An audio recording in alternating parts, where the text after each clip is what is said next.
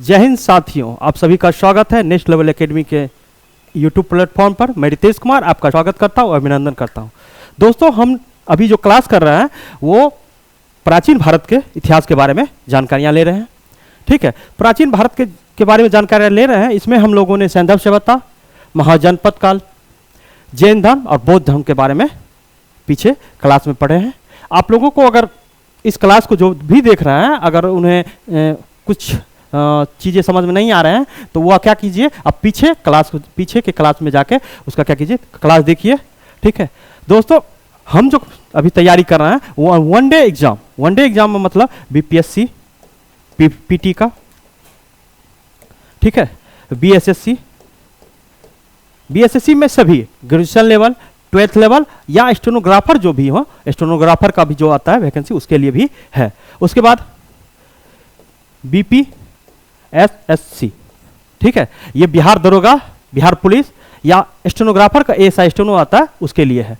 ठीक है, उस सब के साथ ही रेलवे में जो भी वैकेंसियां आती है या किसी भी स्टेट का पीसीएस का पीटी जो होता है या किसी स्टेट का एआरओ हो, ये जो भी वन डे एग्जाम से जुड़े हुए जितने भी एग्जाम हैं उसके बारे में हम लोग क्या करते हैं, यहाँ पढ़ाई करते हैं। ठीक है, हम जब प्राचीन भारत पढ़ते हैं उसमें धर्मों के बारे में जब पढ़ते हैं तो जैन धर्म, बौद्ध धर्म के बाद हम हिंदू धर्म के दो पंथों के बारे में जब पढ़ लेते हैं तो उसके बाद क्या करते हैं, हम लोग हिंदू धर्म के बारे में पढ़ते हैं। हिंदू धर्म में भी छोटे छोटे भागों में बटा हुआ, ठीक है, जिसमें हम एक वैष्णव संप्रदाय, एक शैव संप्रदाय के बारे में देखेंगे। उसके साथ ही आज जो हम क्लास शुरू करेंगे प्राचीन भारत का एक बहुत ही इंपॉर्टेंट और जिससे एग्जाम के पॉइंट ऑफ व्यू से बहुत ही इंपॉर्टेंट चैप्टर हो जाता है मगध साम्राज्य के बारे में। और मगध में जितने भी वंश आए वो आपको सबसे पहले बृहद वंश हो, हर्यक वंश हो, नंद वंश हो, मौर्य वंश हो,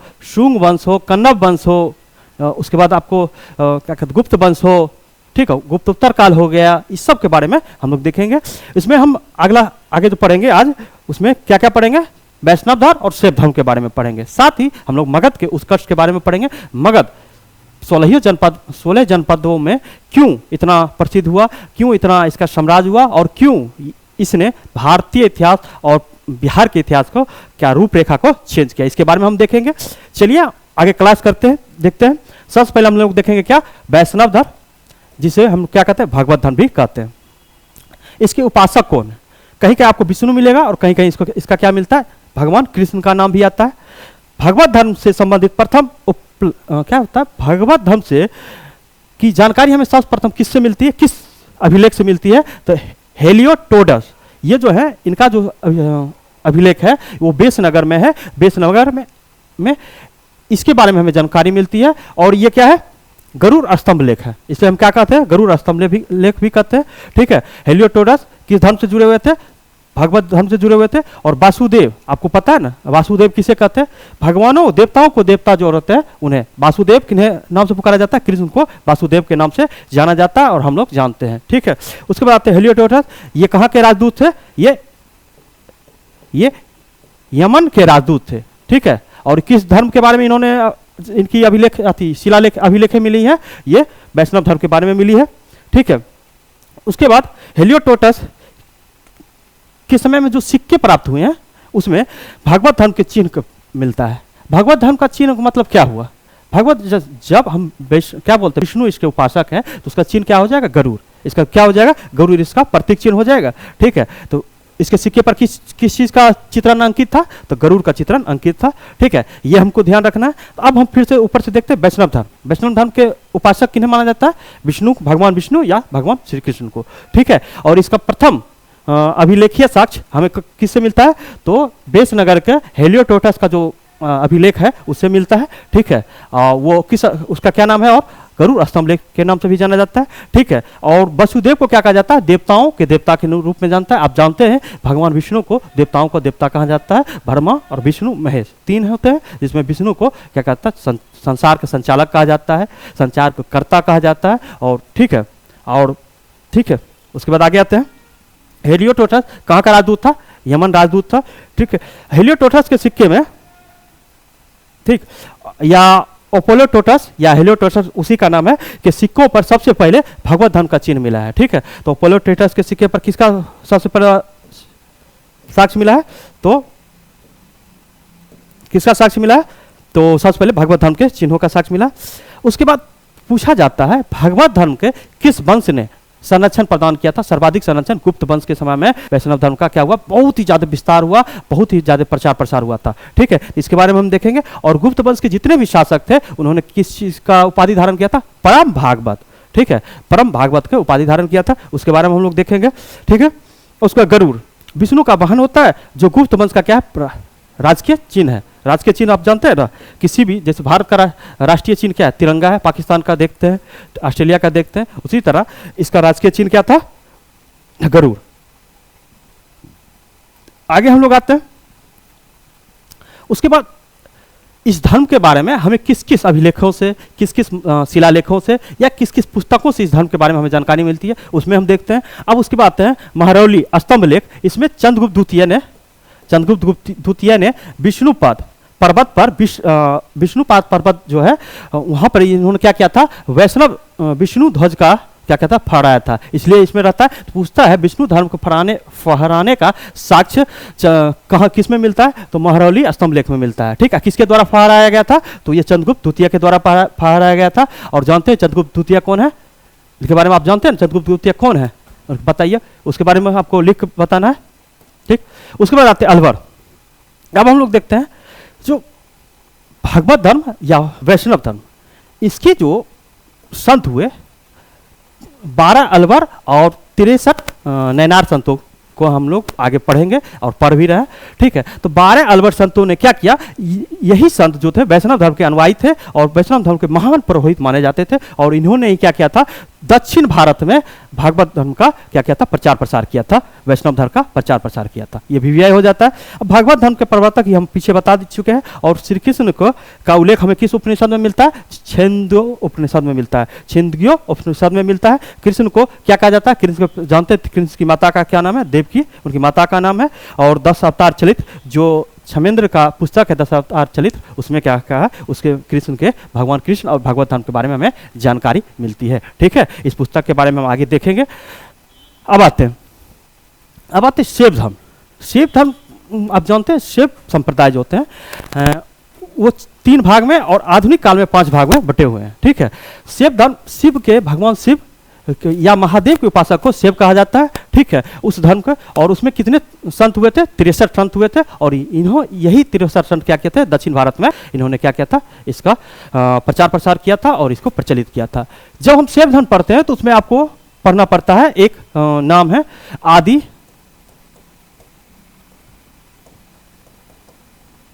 शंकराचार्य।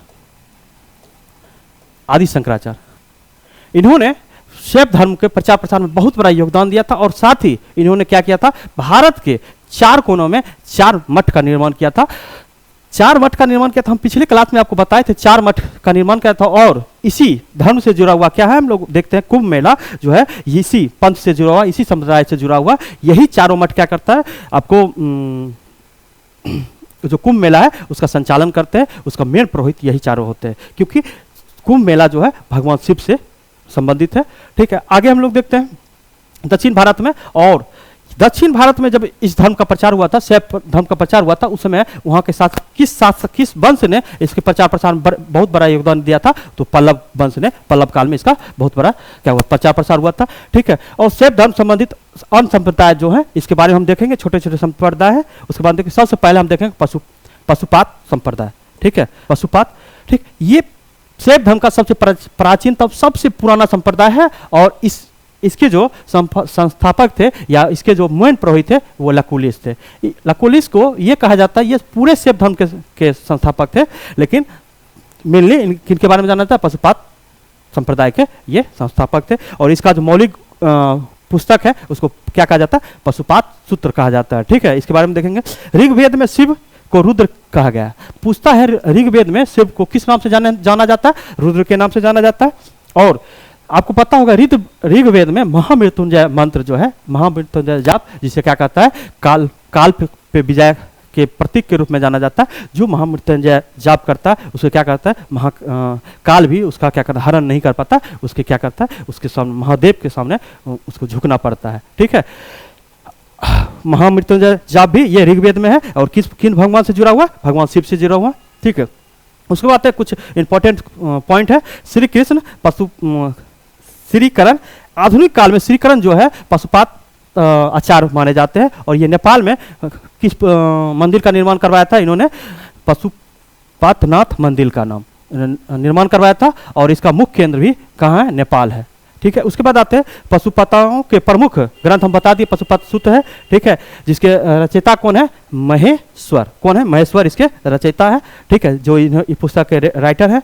इस मत के अनुयायी को क्या कहा जाता है, पंचार्थी भी कहा जाता है। जो क्या कहते हैं, सेम मत को मानते हैं या पशुपात संप्रदाय को मानते हैं, उसे क्या हम लोग कहते हैं, पंचार्थी कहा जाता है। ठीक, आगे हम लोग आते हैं।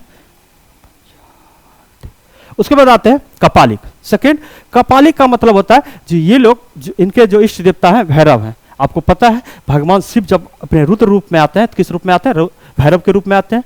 ठीक है, इसका जो प्रमुख केंद्र है श्रीशैल है, ये आपको देखने में श्रीशैल, और ये हिमालय क्षेत्र में पड़ता है। और मणिमेखले की पुस्तक जो हम पढ़ते हैं, मणिमेखले की पुस्तक देखते हैं, मणिमेखले पुस्तक जो है शीतलेश सिद्धनाथ की, इस पुस्तक को जब हम अध्ययन करते हैं तो उसमें शैव धर्म के कपालिक संप्रदाय के बारे में हमें वर्णन मिलता है। ठीक है, और इसके बारे में कहा जाता है ये जो है कट्टर शिव भक्त हैं। ये कैसा शिव भक्त है, कट्टर शिव भक्त माने जाते हैं ये लोग। ठीक है, ऋग्वेद में शिव का उल्लेख रुद्र के रूप में किया गया है और हम लोग पीछे देख चुके थे, और महामृत्युंजय मंत्र का वर्णन ऋग्वेद में किया गया है, यह भी हम देख चुके हैं। उसके बाद भाभूति की पुस्तक है मालती माधवन और हाल। जब हम पढ़ेंगे क्या कहते हैं सतवाहन वंश, तो उसमें उसके जो 17वां राजा है वो हाल है। ठीक है, हाल के द्वारा पुस्तक लिखा गया है कथा सप्तशती। ठीक है, और बृहत कथा जो है गुणात के द्वारा लिखा गया, ये उनके जो मंत्री थे उनके द्वारा। इसमें भी हमें क्या मिलता है, शैव धर्म पर, शैव धर्म के कपालिक संप्रदाय पर बयान किया गया है। कपालिक संप्रदाय के बारे में हमें जानकारियां मिलती है। ठीक है, उसके बाद आते हैं कालामुख संप्रदाय। ये मानव खोपड़ी में, इस संप्रदाय का मेन है मानव खोपड़ी में ये भोजन करते हैं, मदिरा पान करते हैं या पानी पीते हैं उसी में। ठीक है, मानव खोपड़ी में भोजन करना, मनुष्यों का मांस खाना, और साथ ही ये जो इनका जो निवास स्थल है श्मशान घाट होता है। जैसे आप यूपी के जानते हैं बनारस में मणिकर्णिका घाट क्या होता है, मोक्ष के लिए माना जाता है, और वहाँ क्या कहा जाता है, जो भी वहाँ मरता है या जहाँ जो भी जिनका भी वहाँ का दाह संस्कार किया जाता है उनका क्या माना जाता है, वो स्वर्ग लोग जाते हैं। ठीक है, तो ये श्मशान में रहकर मनुष्य का जो जलाया जाता है तो उसके जो राख होते हैं, ठीक है, उसको ये अपने शरीर में क्या करते हैं, रगड़ते हैं, भस्म को अपने शरीर में रगड़ते हैं। ठीक, शिव पुराणों में इसका उल्लेख क्या कहा गया, महाव्रत धर के रूप में कहा गया है। पूछता है शिव पुराण में कालामुख संप्रदाय जो है, कालामुख संप्रदाय को शिव पुराण में क्या कहा गया, तो हम लोग क्या कहेंगे, महाव्रत धर के रूप में इसे जाना जाता है। और इसका प्रमुख केंद्र है बेलगांव। आपको जानते हैं ना, बेलगांव कहाँ पड़ता है, कर्नाटक में, केदारेश्वर मंदिर। ठीक है, तो बेलगांव आपको याद रखना है। उसके बाद आते हैं लिंगायत। लिंगायत बहुत ही इंपॉर्टेंट हो जाता है, क्योंकि देखिएगा आप लोग भी ग्रामीण क्षेत्र में जब बिलोंग करते हैं या कहीं भी, तो आपको देखिएगा जो शिवलिंग जो रहता है वो इसका जो है मेन ये पूजा शिवलिंग का करते हैं। ठीक है, और ये इस संप्रदाय को जंगम संप्रदाय भी कहा जाता है, या आपका ये लिंगायत कहिए या जंगम कहिए। ठीक है, इसके प्रवर्तक जो है अल्लाह प्रभु या उनके जो शिष्य है वासव। ठीक है, तो वासव को इनका माना जाता है। इसी लिंगायत को ही क्या कहा जाता है, वीर शैव संप्रदाय के रूप में भी जाना जाता है। किस रूप में जाना जाता है, वीर शैव संप्रदाय के रूप में इन्हें जाना जाता है। ठीक है, आगे हम लोग देखते हैं। उसके बाद ये आपका हो गया कौन, भागवत धर्म या वैष्णव धर्म और शैव धर्म। ये हिंदू धर्म के क्या हुआ, दो मूल पंथ के रूप में हम लोग देखते हैं, और इनका बारे में जानना बहुत जरूरी हो जाता है। वैष्णव धर्म जब हम देखते हैं तो वैष्णव धर्म से जुड़ा हुआ आप लोग देखें, उनके जो प्रवर्तक थे उनके बारे में हम देखें। उसका शैव धर्म के 5 पंथ के बारे में देखें। एक पंथ हमने इसमें नहीं लिखा, एक नाथ संप्रदाय, जिसके हम अभी जो महंत के रूप में हम देखते हैं शंकर क्या योगी आदित्यनाथ को देखते हैं, वो जो है नाथ संप्रदाय से जुड़े हुए हैं। वो हिंदू धर्म की सेकंड धर्म गुरु के रूप में इन्हें जाना जाता है। प्रथम गुरु हिंदू धर्म के गुरु माने जाते हैं शंकराचार्य, जो 4 मठ के जो मठाधीश है उनको, और सेकंड माने जाते हैं इनको। अब जब हम नाथ संप्रदाय को देखते हैं तो मतेंद्रनाथ इसके जो हैं क्या कहते हैं, मतेंद्रनाथ इसके संस्थापक है और गोरखनाथ इसको बहुत ज़्यादा पॉपुलर किए थे, ठीक है। और अभी जो मठाधीश हैं ये आप पता है योगी आदित्यनाथ है, और गोरखपुर यूपी में इसका क्या है मुख्य केंद्र है, ठीक है। अब आगे हम देखते हैं, अब आते हैं मगध। मगध 16 महाजनपद में क्यों इतना पॉपुलर हुआ, उसका मेन रीजन क्या था, ठीक। आपको पता है 16 महाजनपद में 4 महाजनपद जो था बहुत ही शक्तिशाली था, ठीक है, शक्तिशाली था। साथ ही मगध ने क्या किया, अपनी चारों तरफ की जो चौहदी थी उसको क्या किया, अपने मैत्री संबंध से, मगध के जो शासक हुए मैत्री संबंध से या विवाहित संबंध से या युद्ध द्वारा क्या किया, उस क्षेत्र को जीत लिया, ठीक। इसके साथ ही मगध का जो क्षेत्र है, जो हम जिस क्षेत्र को बारे में करते हैं, बिहार का क्षेत्र है, और ये क्षेत्र जो है गंगा की तराई भूमि पड़ता है, गंगा की क्या कहते हैं खादर और बागर भूमि पड़ता है। ये भूमि जो है कृषि के लिए बहुत इंपॉर्टेंट है, और इस भूमि में, इस क्षेत्र में आपको लोहा का बहुत ज़्यादा यूज होता था। साथ ही मगध के जो शासक हुए वो हाथियों का यूज किए, उपयोग करते थे। ये इन्होंने युद्ध में हाथियों का उपयोग करना शुरू किया, और हाथी का उपयोग करने से इन्हें क्या हुआ, किसी भी क्षेत्र का या किसी भी महाजनपद के जो किला थे, किला को जो उसके भवन थी या मुख्य द्वार थी उसको तोड़ने में इन्हें उतना परेशानी नहीं होता था, ठीक है। और साथ ही इन्होंने रथ मूसल, महाशिला कंटक जैसे आधुनिक हथियारों का इन्होंने यूज किया, ठीक है। इसी में हम जब मगध पढ़ते ये इंपॉर्टेंट हो गई, और मगध के जितने भी शासक धीरे धीरे होते गए, वो शासक तो जितने भी वंश हुए उसमें कोई ना कोई शासक इतना महान हुआ जो धीरे धीरे सभी महाजनपदों को एक साथ मिलाने में संभव हुआ। इसी क्रम में हम जब पढ़ते हैं तो सबसे पहले मगध में जो वंश आया था या राजवंश आया था, बृहदत्त वंश हुआ था, जिसके संस्थापक बृहदत्त को ही माना जाता है। और बृहदत्त के बारे में कहा जाता है जो उनके पिता का नाम वसु था, और उनके पुत्र जो थे जरासंध के बारे में आप लोग जानते हैं।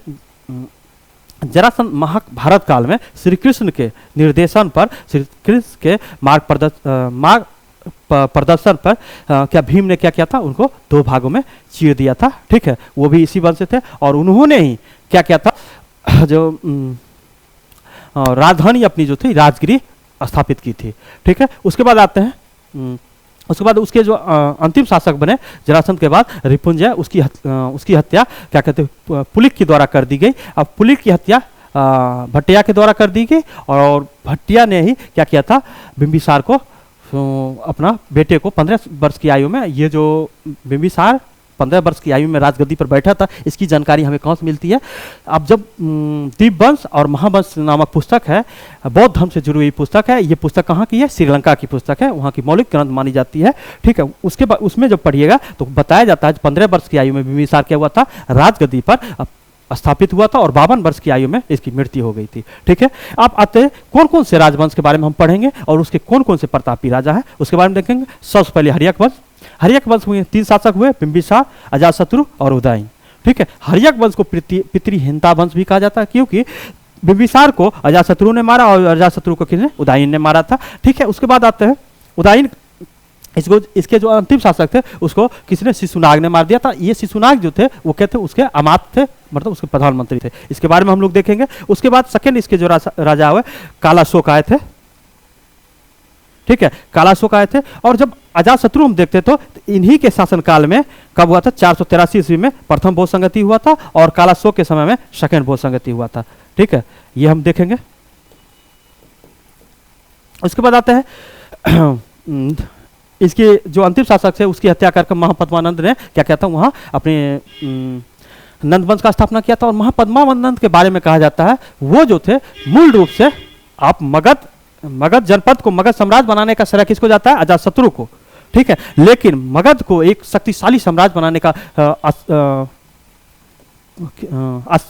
श्रेय किसको जाता है, महापद्मानंद को जाता है। साथ ही हम धनानंद के बारे में देखेंगे, और धनानंद को की हत्या चाणक्य की सहायता से किसने कर दिया, चंद्रगुप्त मौर्य ने कर दिया।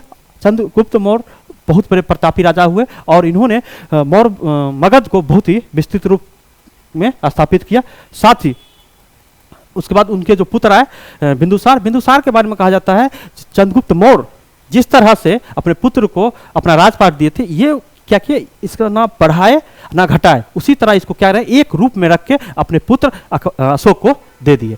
तो अशोक को दे दी। उसके बाद अशोक को देने के बाद कहा जाता है अब यहाँ से वहाँ के देखते हैं। कहा जाता है, एक इतिहासकार है, उन्होंने कहा बिंबिसार के द्वारा स्थापित अंक को जीतकर जो मगध साम्राज्य की स्थापना की गई थी, उसको अशोक के द्वारा कलिंग विजय के बाद क्या किया गया, उसको समाप्त कर दिया गया। उसका क्या हुआ, पतन शुरू हो गया। उसके बाद लास्ट शासक उसके बृहदत्त आए। बृहदत्त के बाद इसकी हत्या शुंग ने कर दिया, पुष्यमित्र शुंग ने कर दिया, और पुष्यमित्र शुंग के जो लास्ट शासक थे उसकी हत्या वसुदेव ने कर दिया। वसुदेव के बाद सुशर्मा जो थे वो कन्नव वंश के लास्ट शासक थे, उसकी हत्या सिमुक ने कर दिया। और सिमुक करने के बाद यहाँ कौन सा वंश आया, सातवाहन वंश आया। और इसी में हम लोग देखेंगे भीम कटफिशर, उसके बाद कनिष्क के बारे में देखेंगे। ठीक है, तो ये हो गया आपका का मगध साम्राज्य के जितने भी राजवंश है उसके बारे में हम देखेंगे। सबसे पहले हम इसे दो भाग में बांटेंगे। पहले आज जो हम देखेंगे ये 3 राजवंश के बारे में देखेंगे। उसके बाद एक बार हम पूरे मौर्य वंश के बारे में देखेंगे। मौर्य वंश से आपको बहुत सारा क्वेश्चन पूछा जाता है, इसलिए मौर्य वंश के बारे में, क्योंकि मौर्य वंश के 2 शासक,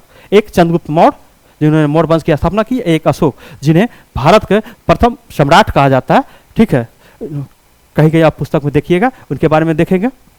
उसके बाद आएंगे ये जो है शुंग वंश, ब्राह्मण वंश के रूप में हम देखेंगे, पढ़ेंगे। उसके बाद कन्नव वंश और सतवाहन वंश में लास्ट शासक होते हैं सतवाहन वंश। उन्होंने बहुत ही धातुओं के सिक्का जारी किया था, जिसमें आप शीशे के सिक्के के बारे में देखिएगा, और चांदी के सिक्के के बारे में, सोने के सिक्के के बारे में हम लोग पढ़ेंगे इसके बारे में। और उसके बाद ये आपका हो जाएगा मगध साम्राज्य खत्म। इसके बाद हम लोग क्या करेंगे, मगध साम्राज्य के बाद हम आगे गुप्त वंश के बारे में देखेंगे, गुप्तोत्तर के बारे में। उसके बाद दक्षिण भारत के जितने भी छोटे छोटे राजवंश हैं उनके बारे में देखने के बाद थोड़ा सा जितने भी हमें साक्ष्य हैं, पुरातत्विक स्थल हैं, इनके बारे में थोड़ा थोड़ा जानकारी लेते हुए हम क्या करेंगे, एंशिएंट हिस्ट्री को खत्म करेंगे। और आगे का जो क्लास हम लेंगे वो मॉडर्न हिस्ट्री को लेंगे। क्योंकि देखिए मिडाइवल की जो क्षेत्र है, मिडाइवल का जो क्षेत्र है बहुत छोटा सा है, और हमें मिडाइवल में उस क्षेत्र में उससे क्वेश्चन बहुत कम पूछी जाती है, और जो मुगल से पूछी जाती है। तो हम लोग सोचे हैं एक दिन आपका मैराथन क्लास लेकर आपका मुगल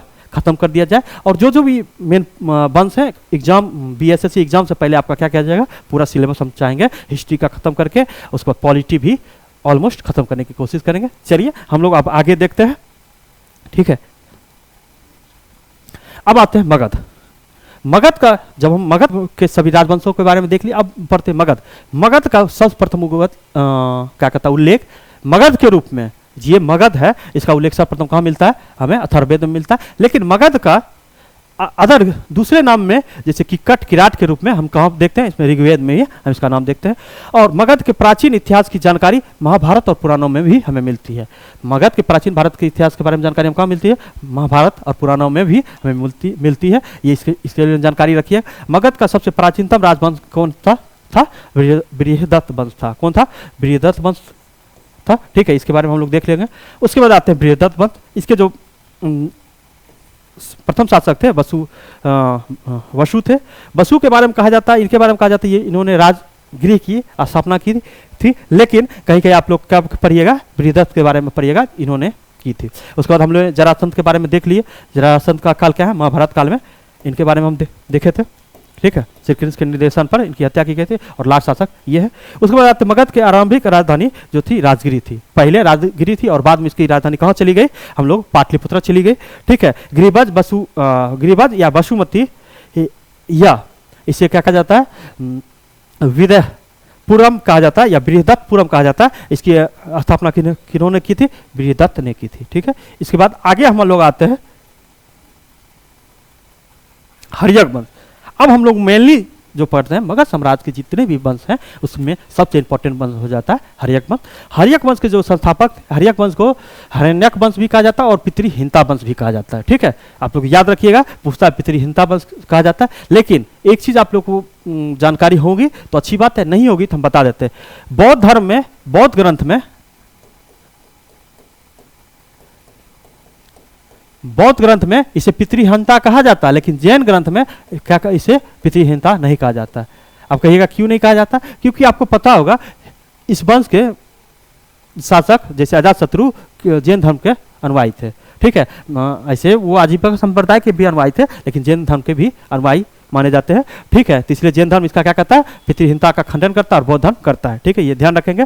ठीक, बौद्ध और जैन ग्रंथों में इस वंश को हर्ण्यक वंश भी कहा जाता है। ठीक है, और सुघोष ने अपने बुद्ध चलित पूछता है पुस्तक बुद्ध चलित किसकी रचना है, तो सुघोष की रचना है। ठीक है, इसमें हर्यक वंश के बारे में या कह सकते बिंबिसार के बारे में हमें जानकारी कहाँ से मिलती है, बुद्ध चलित से मिलती है, और इसके रचनाकार कौन है, अश्वघोष हैं। ठीक है, उसके बाद आते हैं हम पीछे ही हम आपको बताए थे, भट्टिया ने अपने पुत्र बिंबिसार को 15 वर्ष की आयु में क्या किया था, मगध की गद्दी पर बैठाया था, और मगध की गद्दी पर शासन करने के बाद इन्होंने क्या किया था, मगध महाजनपद को मगध साम्राज्य के रूप में अपने स्थापित किया था। ठीक है, इनके कुछ कारनामे हैं, इन्होंने विवाहित संबंध और मैत्री संबंध से क्या किया था, अपना साम्राज्य का विस्तार किया था, अपने क्षेत्रों को सुरक्षित किया था। ठीक है, उसके बाद आ जाते हैं अजातशत्रु ने इनके द्वारा जो मैत्री संबंध या विवाहित संबंध से जो भी राज क्षेत्र को शांति स्थापित किया गया था, इन्होंने उसको तोड़कर उसे अपनी शक्ति से, अपने तलवार के दम पर किया गया था, उसे जीता। और उसके बाद आते हैं उदयन जो है पाटलिपुत्रा की स्थापना करते हैं, और साथ ही इन्होंने क्या किया था, राजगिरी से अपनी राजधानी पाटलिपुत्रा कर दिया था। ठीक है, और इन्हीं के शासनकाल में क्या हुआ था, तीसरी बौद्ध संगति की गई थी। ठीक है, उसके बाद अंतिम शासक आ जाते हैं, उसके कौन होते हैं, नागदशक होते हैं। ठीक, अब आते हैं बिंबिसार को श्रेणिक या सैनिया भी कहा जाता है। सैनिया भी कहीं कहीं आप पढ़िएगा, सैनिया पढ़िएगा।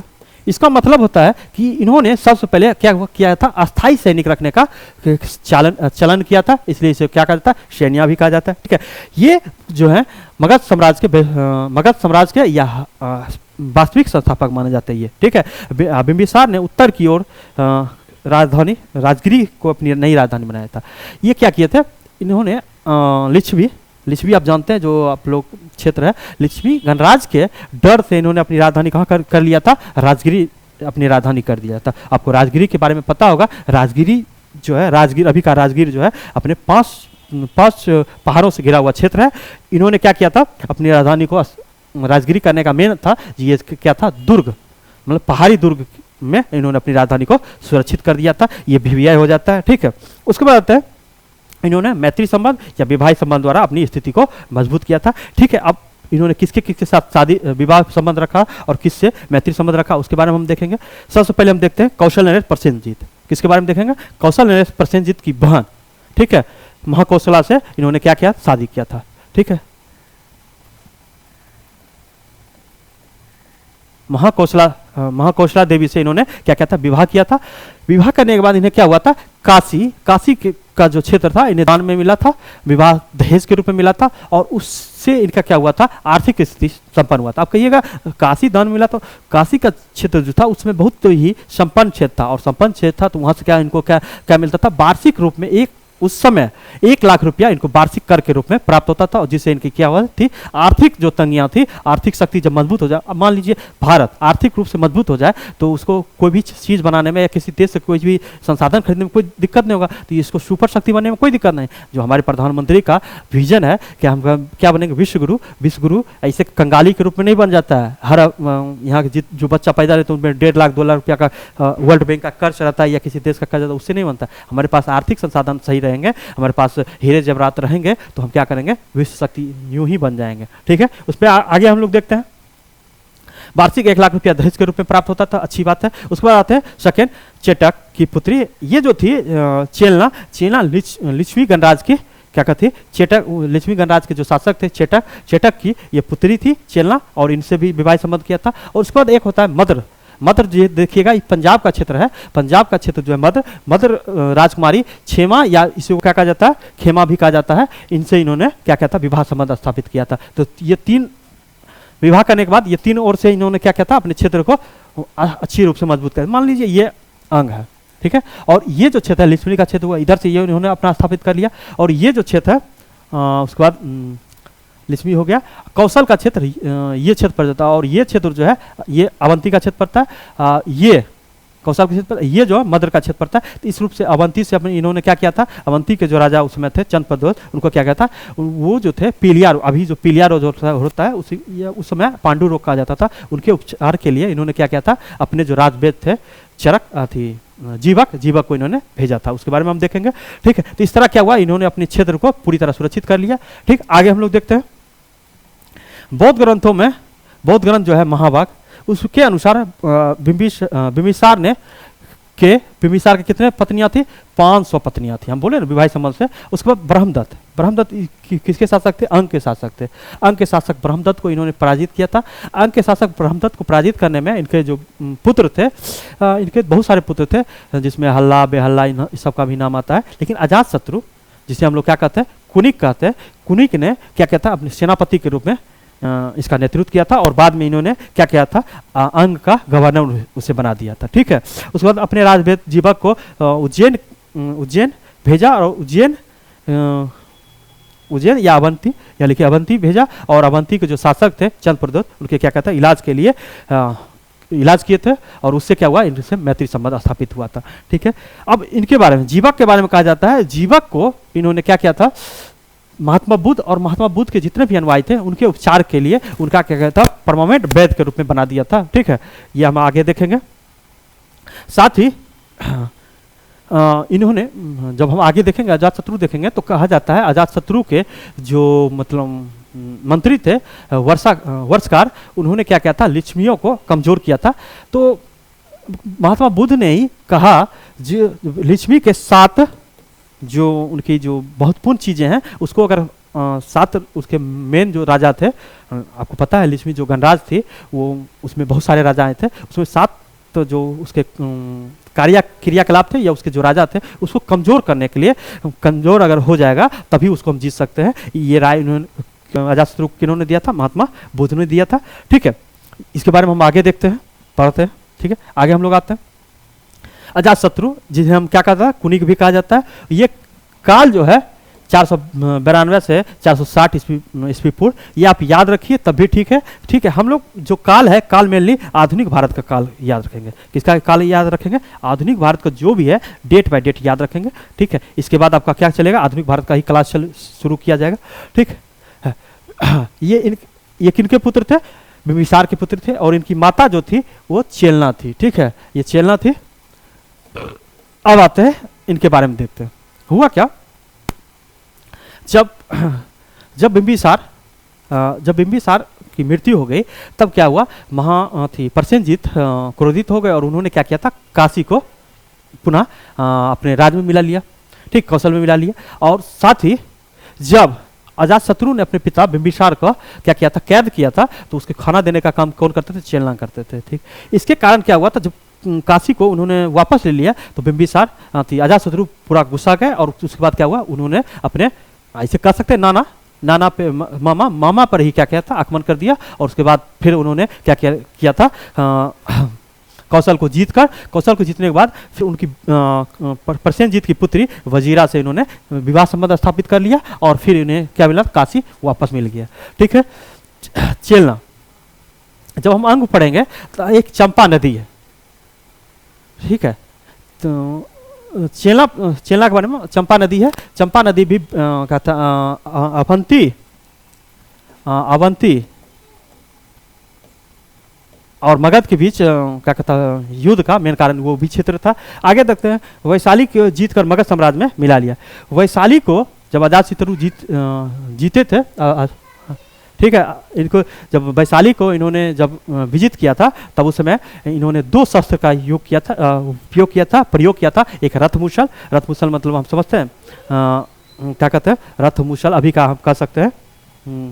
एक रथमुसल, एक था महाशिला कंटक। ठीक, उसके बारे में हम लोग आगे देखेंगे। रथमुसल और महाशिला कंटक का उपयोग किया था। ठीक, आगे हम देखते हैं। रथमुसल मतलब गदा के रूप में कह सकते हैं, और महाशिला कंटक जो गुलेल कहते हैं, गुलेल, उसका उपयोग किया था। ठीक है। राजगिरी में इन्होंने क्या कहता, स्तूप बनाया था। भगवान बुद्ध का, इन्हीं के समय में भगवान बुद्ध की मृत्यु हुई थी, और इन्होंने क्या किया था, स्तूप का निर्माण किया था। और इन्हीं के समय में क्या हुआ था, प्रथम बौद्ध संगीतियाँ की गई थी या सम्मेलन किया गया था।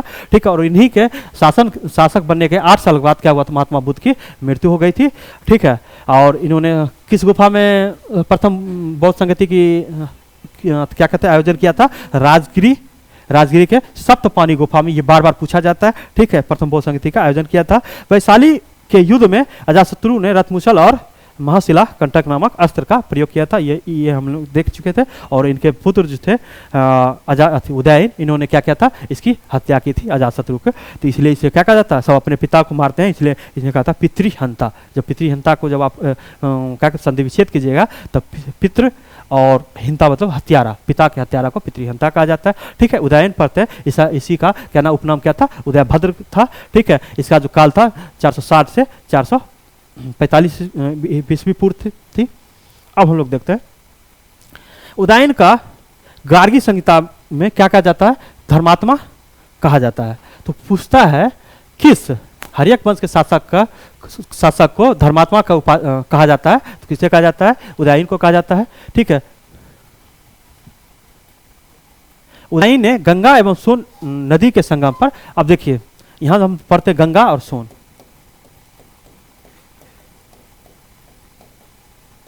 ठीक है, सोन पढ़ते हैं, लेकिन हम इसमें क्या जोड़ देंगे, एक गंडक भी जोड़ देंगे। ठीक है, क्योंकि सोनपुर में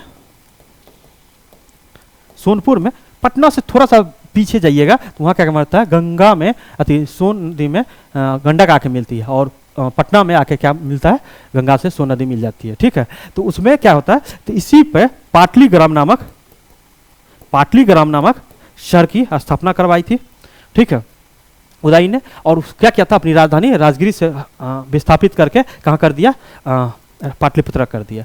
ठीक है, पाटलीग्राम का आगे चलकर उसका नाम जब अजीब उन शान का नाम सुनिएगा तो अजीमाबाद इसका नाम कर दिया।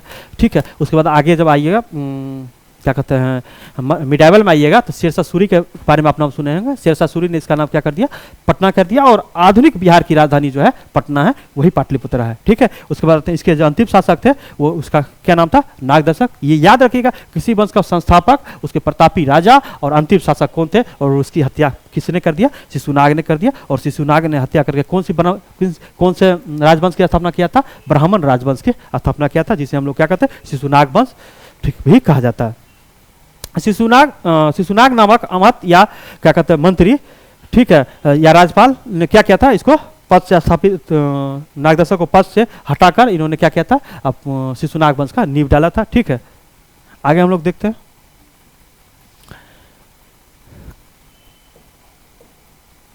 कालाशोक। ठीक है, अब आते हैं शिशुनाग वंश में एक दो लाइन देखने को मिलता है। ठीक है, उसके बाद है कालाशोक को काक वर्ण भी कहा जाता है, और इनके समय में क्या हुआ था, बहुसंगति इनके समय भी हुई थी। ठीक है, इसलिए हम लोग देखते हैं द्वितीय बहुसंगति इनके समय में हुआ था। इन्होंने क्या किया था, जब हम शिशुनाग के बारे में देखते हैं तो उन्होंने क्या किया था, राजधानी को पाटलिपुत्रा से वैशाली कर दिया, और फिर इन्होंने क्या किया था, वैशाली अपनी राजधानी कर दी, और वैशाली से इन्होंने कहा कर दिया, पटना कर दिया, और वैशाली में ही क्या किए थे, ये द्वितीय बहुसंगति का इनके समय में हुआ था, आयोजन हुआ था। आगे देखते हैं इस वंश के अंतिम शासक जो थे शिशुनाग वंश के कौन थे, नंदीवर्मन और नंदीवर्धन। और नंदीवर्धन की हत्या किन्होंने कर दिया, नंद वंश के शासक महापद्मानंद ने कर दिया।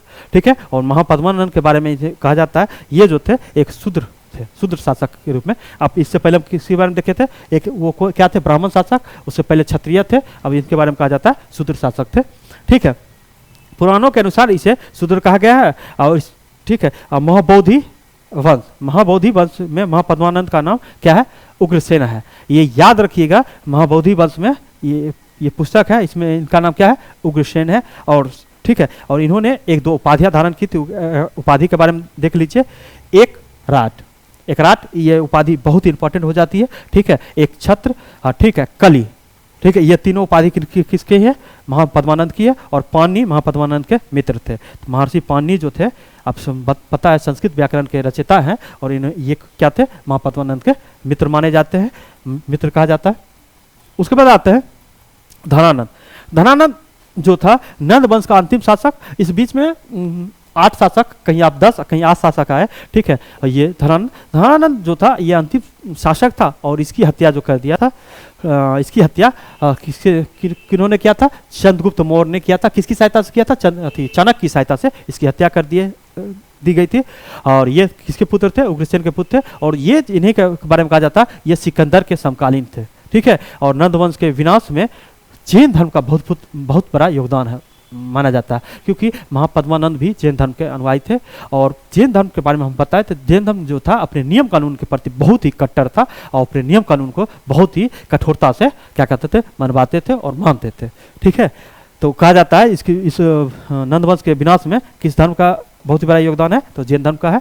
युद्ध में हाथियों का सबसे पहला प्रयोग मगध राज्य में भी किया गया था, हम आप इससे पहले आपको बता चुके हैं।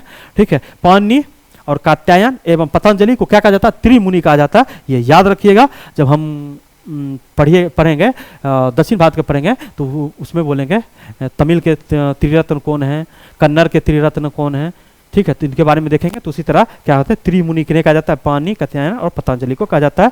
ठीक है, यहाँ आता है जो धनानंद को कब चंद्रगुप्त मौर्य ने हराया था, 322 ईस्वी पूर्व में हराया था और इनकी हत्या कर किस वंश की स्थापना की थी, मौर्य वंश की स्थापना की थी। ठीक है, आगे क्लास में हम जो देखेंगे मौर्य वंश देखेंगे। मौर्य वंश के साथ ही हम लोग चाहेंगे, कोशिश करेंगे कि शिशुनाग वंश के बारे में देख लें, कन्नव वंश के बारे में देख लें। ठीक है, अब हम कुछ आपको बताते हैं। आप लोग को क्या करना है, जो भी दिया गया है, ठीक है, उसको क्या करना है, पूरी तरह से रिविजन करना है। ठीक है, रिवीजन करना है और शॉर्ट नोट बनाना है। ठीक है, हम बहुत बड़ा लिख रहे हैं, शॉर्ट नोट तैयार कीजिए।